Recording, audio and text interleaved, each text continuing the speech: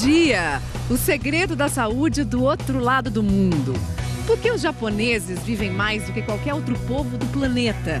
O neurocirurgião Dr. Raul Marino vai explicar por que falar japonês desde criança muda o cérebro. Um jeito diferente de perceber o mundo. Dá uma olhada na lancheira das crianças. Claro que assim fica muito mais fácil comer frutas e verduras sem reclamar, né? E o café da manhã? A primeira refeição do dia no Japão mais parece um almoço, mas tudo vem em pedacinhos bem pequenininhos. Repara só o tamanho dos potinhos, onde estão a sopa, o natô, aqui a cenoura, o arroz mesmo. E hoje a gente também vai aprender a tomar um chá com muita calma, com a instrutora da cerimônia do chá, Yumi Takeda, e a aluna dela, Carmen Conte. Primeira coisa na vida de um ser humano deveria ser a alegria pela vida. Não é? Claro! Você tem dúvidas? Manda pra cá. Você já aprendeu alguma coisa com a cultura japonesa? Você gosta da comida? Escreve pra gente. Usa a hashtag Você no Bem-Estar ou liga para 4002-2884. Quando o assunto é respeito à natureza, respeito aos idosos, aos mais velhos, respeito à tradição, os japoneses têm muito a nos ensinar. E sobre alimentação também. Quem vai mostrar pra gente direto de Tóquio é o correspondente Márcio Gomes. A rotina de quem vive no Japão é a de buscar sempre o equilíbrio. Ter acesso às maravilhas que só a tecnologia nos dá, convivendo com as tradições de um país com tanta história. Nesta terra, as experiências do passado ajudam a moldar como será o comportamento hoje. Um jeito de viver que difere muito do que temos no Ocidente. O prazer em apreciar as estações do ano. O cuidado e o respeito com os mais velhos. Mas o mundo está ficando pequeno e os modismos de outros países acabam chegando ao distante Oriente. A alimentação talvez seja o melhor exemplo de como essa influência acontece. Aqui em Tóquio, na hora do almoço, para quem trabalha fora, é difícil escapar das tentações das massas, dos sanduíches, das carnes em geral. Mas a culinária japonesa resiste, às vezes de forma surpreendente. Como nas merendas preparadas pelas mães japonesas. O destaque é o visual. As crianças não reclamam dos legumes, verduras, frutas. Tudo bem enfeitado nas marmitinhas. Mas nada bate o café da manhã. A primeira refeição do dia para um japonês comum parece nosso almoço. Quem vai nos guiar é o nutricionista Kazuki Maruo. Ele está preparando verduras, legumes. Não pode faltar arroz e muita soja, base da alimentação daqui. Kazuki dá aulas para quem tenta manter esse espírito japonês. No dia a dia, muita gente não tem tempo de preparar isso de manhã, ele diz. Mas é possível simplificar, usando ingredientes em conserva que não dão trabalho.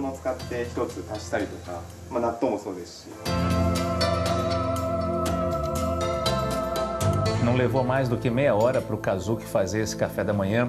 E ele começa a trazer agora, arigatô, o resultado desse trabalho. Uma primeira impressão que a gente tem é que a comida não tem muito sal. Sim, leva temperos daqui, mas a preocupação é ter o sabor natural dos alimentos, como a cenoura com raiz de bardana, ótima para a pele. As porções não são grandes. Veja os pedacinhos de pepino, cenoura e nabo. Repara só o tamanho dos potinhos, onde estão a sopa, o natô, aqui a cenoura, o arroz mesmo. Kazuki explica que assim é possível ter mais variedade sem ficar cheio, pesado ao final. É uma refeição equilibrada com tudo que a gente precisa ao acordar. Isso é difícil pegar com racha. Confesso que o que eu mais gosto é o tofu com alga na sopa de misoshiro, a pasta de soja. Aliás, pelo sabor e benefícios, a soja é o destaque. Ela é rica em proteínas, fibra e ainda temos os grãos de natô, a soja fermentada, que ajuda a melhorar o funcionamento do intestino, conta Kazuki. Se fosse para o brasileiro colocar um desses itens aqui, talvez, no café da manhã dele, qual poderia ser? Para fortalecer, para enriquecer o café da manhã do brasileiro. Ele responde que acrescentaria, por exemplo, o misoshiro. Combina com qualquer ingrediente, como abobrinha, tomate, pode fazer uma sopa e se adapta facilmente ao cardápio ocidental. Lições que vêm de longe e podem ajudar no nosso bem-estar. Arigatou gozaimasu. Que delícia, né? Nossa, a gente ficou aqui com água na boca. Agora, o Dr. Raul escreveu esse livro aqui chamado Cérebro Japonês, porque o cérebro de quem fala japonês é diferente, né? Vamos dar uma olhadinha, a gente fez uma ilustração para a gente entender um pouquinho do funcionamento do cérebro, porque cada hemisfério nosso é responsável por um tipo de atividade que a gente faz, digamos assim. Então, a gente está vendo aqui linguagem, consoantes, cálculo e do outro lado, som, vogais, voz humana, sons animais, música e também ruídos mecânicos. Isso é o nosso cérebro. Nosso cérebro. Mas no caso dos japoneses, isso não é bem assim, né? Tem uma variação. Tem. Por quê? Bem, é necessário dizer que nós temos dois cérebros, o esquerdo e o direito. O esquerdo é responsável por tudo que acontece do lado direito e vice-versa. E eles são unidos num cérebro só pelo corpo caloso, que é uma massa de fibras muito conspícua e que une os dois hemisférios para eles funcionarem como um só. Só que, em função de certas culturas, como no Japão, por exemplo, eles usam um tipo de linguagem que é chamada linguagem ideográfica, que é um desenho. Uhum. E o lado do desenho é o lado direito, que nós usamos pouco aqui no Ocidente.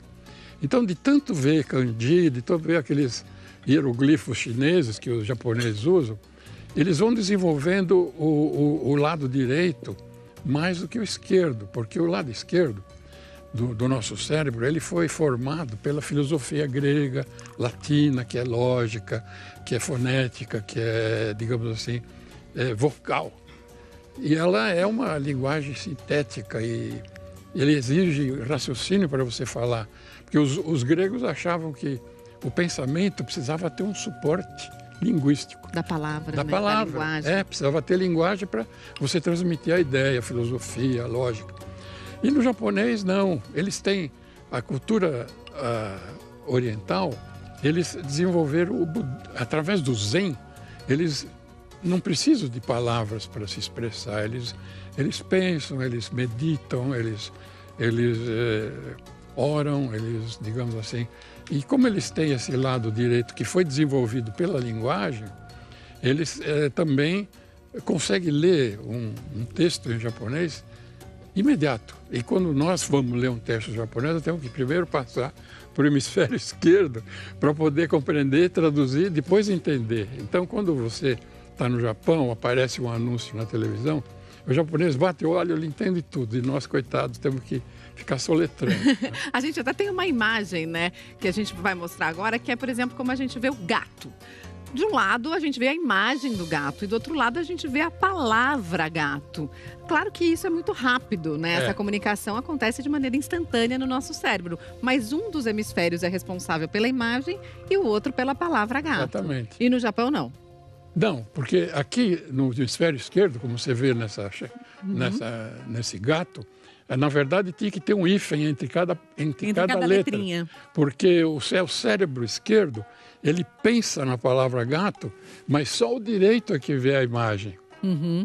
Você fala gato, todo mundo entende, mas a criança que nunca viu um gato, ele não desenvolveu ainda o lado direito para formar aquela imagem ideográfica. E o senhor trouxe um exemplo aqui, que o senhor está fazendo mistério, porque o senhor não quis me contar o que está escrito aqui, eu não tenho a menor ideia. O hemisfério esquerdo, ele, em função de ter se originado na Grécia, a linguagem, ele lida mais com consoantes. E o cérebro japonês, ele lida mais com vogais.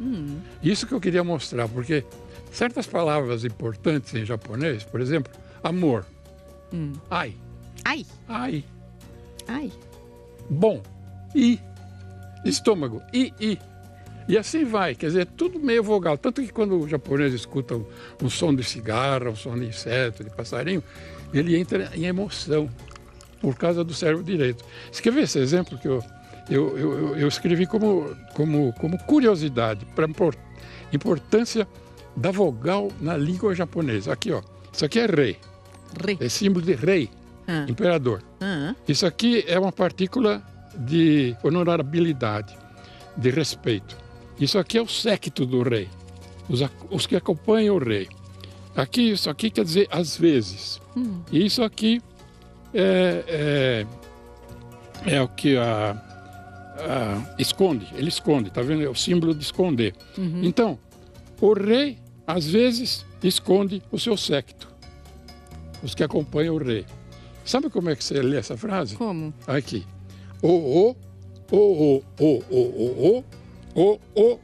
Você já viu um negócio desse? Assim tá fácil. Então, quer dizer, você vê como é importante a vogal na língua japonesa. Ela que... Pronto, falou tudo japonês. Isso aqui você veja como é complicado escrever.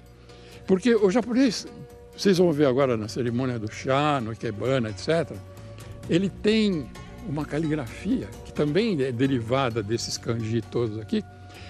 E é gozado, porque isso aqui você não pode escrever com caneta Bic, você tem que escrever com pincel.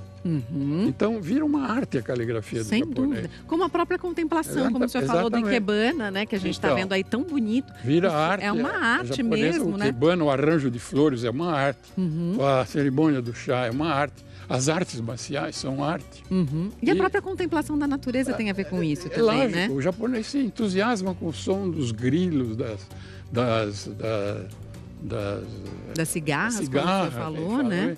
Então, é incrível como isso desenvolve a criatividade do japonês, que até o século XIX, o japonês estava lá isoladinho, né?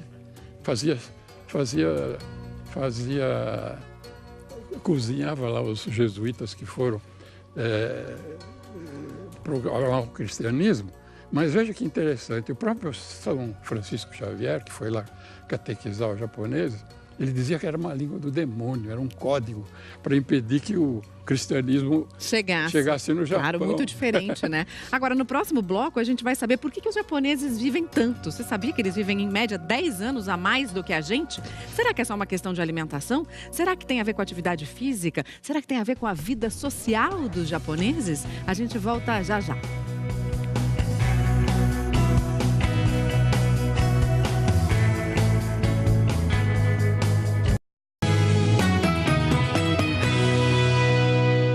Bem-vindo de volta. Hoje a gente está descobrindo os segredos da saúde do outro lado do mundo, direto do Japão. E agora a Michele Loreto vai tentar desvendar por que os japoneses vivem tanto. Um povo de riso tímido, de fala mansa, de gestos calmos. Em meio a tanta delicadeza, onde está a receita de longevidade dos japoneses? A população japonesa tem a maior expectativa média de vida do planeta. Lá, eles vivem quase 10 anos mais que a gente aqui no Brasil.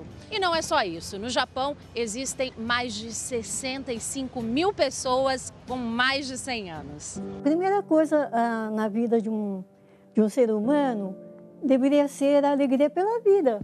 Porque sabemos que, além de uma dificuldade, depois vem a alegria, a bonança. Dona Ruth vai fazer 90 anos. A Dona Yoko está com 84 e a Dona Faruca, 75 anos. Todas dizem que a vida longa também tem tudo a ver com o que elas comem. Arroz integral, pão integral, tudo integral. Verduras, vegetais, frutas. E a minha mãe sempre, então, fazia muita questão de alimentação, que a gente sempre falava assim: coma apenas 80% do que você necessita. Mastigar 30, 40 vezes cada bocado. Todas elas também sempre fizeram alguma atividade física. Cada pessoa gosta de uma atividade diferente. O importante é movimentar o corpo, trabalhar equilíbrio, memória, coordenação motora. E ninguém aqui quer saber de ficar em casa, não. Isso é muito gratificante também, porque a gente tem encontro com outras pessoas. Eu acho muito interessante isso, viu? Essas coisas, para mim, é longevidade. Então, eles precisam participar, fazer novas amizades, frequentar algum lugar que eles se sintam bem, que se sintam acolhidos e que eles possam fazer algo prazeroso. É o que elas fazem aqui nesse Centro de Convivência da Beneficência Nipo-Brasileira, em São Paulo, que oferece cursos, recreação e atividade física. Aqui a gente conheceu também a dona Yayoi e a dona Makiko, que têm 95 anos e vieram do Japão para o Brasil ainda na adolescência. A senhora não para. Parece, né? Não para. Por isso eu tenho saúde, né? E elas colocam em prática um outro costume oriental que faz bem para a saúde. Eles estão sempre próximos da comunidade, seja da família, familiares de todas as gerações, filhos, netos, bisnetos, próximos. Disso, seu Matsumoto entende bem. Está sempre rodeado de amor da família. Tudo isso trouxe ele até aqui, aos 100 anos de idade. A filha mais velha, Alice, cuida dele e da mãe, a dona Yuki. Cada dia é uma surpresa, é um aprendizado e depois você também se vê, sabe, como será o seu futuro. Você se sente privilegiada de estar vendo ele até hoje aqui? Seu Matsumoto veio para o Brasil com 20 anos. Aqui casou, teve filhos, lutou artes marciais, foi monge. E até hoje mantém sua fé e distribui carinhos à dona Yuki. Amor é importante para a gente viver muito? É o principal.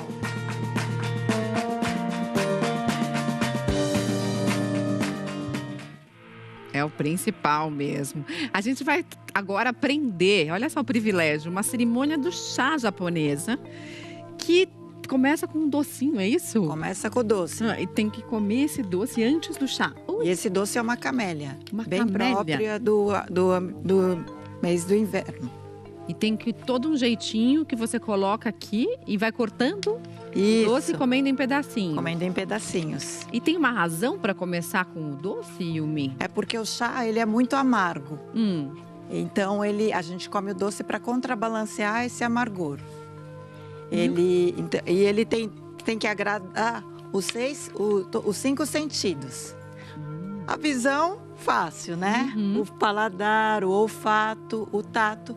Mas e como que a gente agrada a audição? A gente tá ouvindo uma musiquinha calma, aqui, com silêncio. Não, a gente com o agrada doce. a audição também. Com o doce? É o nome do doce. Por isso que hoje é a camélia. E o que ela está fazendo aqui? Todos os gestos têm um significado? Inicialmente, ela purifica todos os instrumentos. A cerimônia do chá, ela valoriza o momento presente. É legal, interessante porque o presente, em português, ele tem esses dois sentidos. O agora e ser uma dádiva. Nós todos estarmos aqui compartilhando desse momento.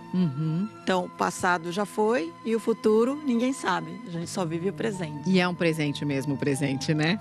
Mas no Japão não tem. Como é presente em japonês? Como que fala? Puxa, agora não me lembro. Kyo? Kyowa. Falando das... E esse instrumento que ela está usando para mexer, o que é isso? Isso é um bambu que é cortado 500 vezes. Ele é feito manualmente. 500 vezes? E é uma estrutura só. É como fosse um fouet. Ele chama chasen. E ele é para fazer a espuminha quando bate o chá, para ficar uma espuminha por cima. E depois que Agora ela está purificando o chawan. O chawan é essa vasilhinha? Isso. E aí depois, então, ela colocou o chá numa outra vasilha e sempre limpa esses utensílios todos que ela está usando para preparação. Isso, eles já vêm limpos, mas é que a cerimônia do chá ela tem 4 valores principais. A pureza, o A, Kei, Sei e Jaco. Harmonia, pureza, respeito e tranquilidade. Então, o respeito entre o anfitrião e o convidado, a harmonia, que o doutor falou antes, do homem com a natureza e o fato de você poder compartilhar desse momento. Então, o anfitrião, ele não toma o chá, que ele está para servir o convidado. Isso é muito lindo no Japão, né? Você servir o outro. esse prazer também ao servir o outro, né? E quando alguém te convida para uma cerimônia do chá, japonesa mesmo, lá você tem que ir preparado para ficar quanto tempo? 4 horas. 4 horas. E 4 horas de preparação de tudo isso? Quanto tempo você vai tomar efetivamente o chá mesmo? Só nos 15 minutos finais? É quase isso, porque primeiro a pessoa chega, ela tem que observar, o convidado tem que observar se as pedras do jardim estão molhadas. Se as pedras estiverem secas, você não deve entrar. Porque senão dá para você não causar mal-estar nem para você e nem para o anfitrião que está te recebendo. Então a última coisa que ela faz é molhar as pedras do jardim. E esse jardim é uma transição do mundo mundano para o mundo ideal e material. Agora você pode tomar o chá. Agora eu posso tomar? Então, agradece. Agradece. E aí eu pego, tem que fazer alguma coisa? Vira 2 vezes. Vira? Vira. 1 e 2. E por que essa viradinha? Porque todos os utensílios aqui, eles são obras de arte. Ao contrário de nós do Ocidente, que nós deixamos as obras de arte atrás de um museu e só vemos de vez em quando, a gente consegue apreciar, utilizar todas as obras de arte durante a nossa vida, no cotidiano. Então, você vira em respeito a não tomar pela frente da tigela de chá. E ao mesmo tempo que você vira, você também está olhando a cerâmica. Você pode apreciar a cerâmica apreciando também. Essa arte. Isso. E esse daqui é um chá verde em pó. É um chá verde em pó da Camellia sinensis. Cheiro bom.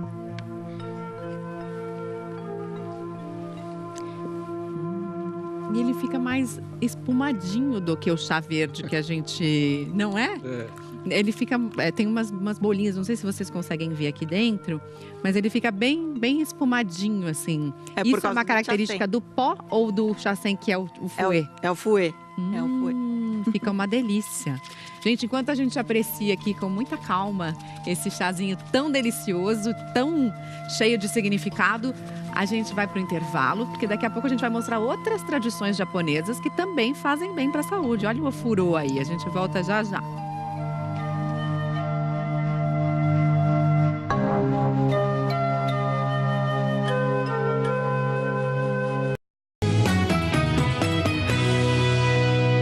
Bem-vindo de volta, Bem-Estar hoje falando sobre a cultura japonesa e os benefícios para a saúde. Agora a gente vai saber o que acontece no Brasil e no mundo. G1 em 1 minuto.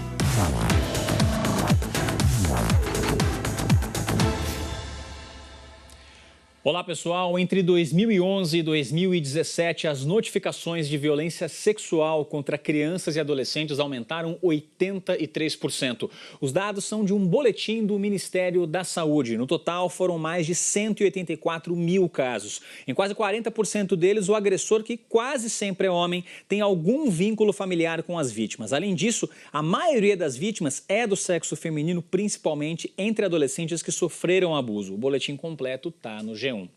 E agora de manhã saiu o índice de desemprego no Brasil, que ficou em 12,7% no trimestre que acabou agora em maio. Segundo o IBGE, a taxa é a menor desde o trimestre iniciado em janeiro. Mesmo assim, o Brasil tem mais de 13 milhões de desempregados. E um pesquisador brasileiro disse ter encontrado uma das últimas fotos do escritor Machado de Assis em vida, quando ele tinha 68 anos. Essa foto foi publicada em 1908, numa revista argentina, mesmo ano em que o escritor morreu, Mari. Que máximo essa foto, Cauê. Legal, valeu. Né? Ó, Cauê, se você tiver um tempinho, só 4 horinhas, você pode vir aqui participar da nossa cerimônia do chá. Não precisa de muito tempo. Se não tivesse mais um boletim, eu dava uma passadinha. Bom trabalho pra você, Cauê. Bom final de semana. A gente se vê na segunda-feira. A Valéria Almeida vai mostrar pra gente agora algumas outras tradições japonesas que ajudam a gente a aliviar as tensões do dia a dia, controlar o estresse. Vamos ver. Banheira aconchegante e água quente. É a combinação perfeita do ofurô, o tradicional banho japonês.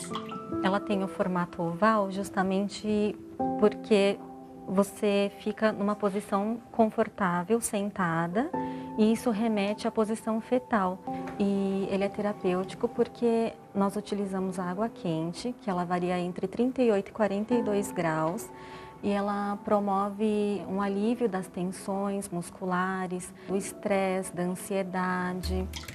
15 minutos de ofurô já são suficientes para sentir os benefícios. O calor, antes de mais nada, ele, ao aquecer, dilata os vasos sanguíneos, aumenta a velocidade da irrigação. Isso significa que aumenta a velocidade da cura. Na tradição oriental, o ofurô é combinado com outras terapias. Por exemplo, a ama, uma massagem tradicional japonesa à base de pressão. Para a gente perceber onde que está com problema, a gente tem que tatear.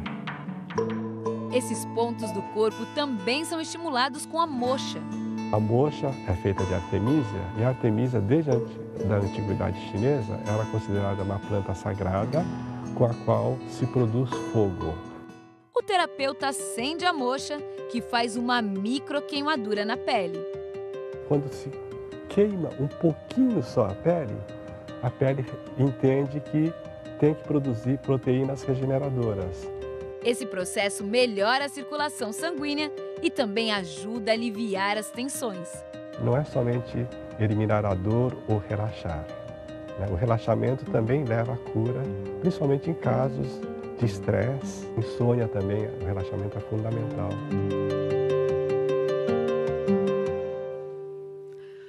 Gente, olha, o Bem-Estar ontem falou sobre ácido hialurônico. De acordo com a Sociedade Brasileira de Dermatologia, só dermatologistas e cirurgiões plásticos podem aplicar o produto.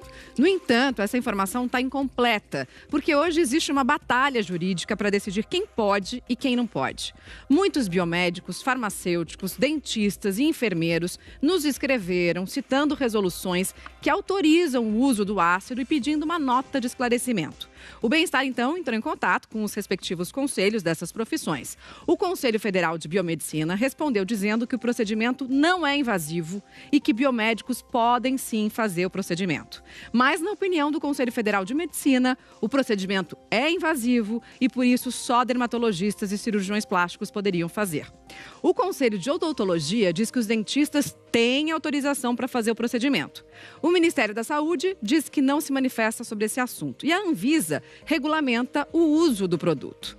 Bom, é o seguinte, para além da discussão jurídica, a recomendação nossa aqui do Bem-Estar é que se você pretende fazer esse tipo de procedimento, então busque profissionais de confiança, capacitados para evitar complicações. Vamos continuar aqui falando sobre as tradições japonesas. Dr. Raul, o cérebro do japonês, ele tem uma percepção diferente do mundo? A gente pode dizer isso? Pode.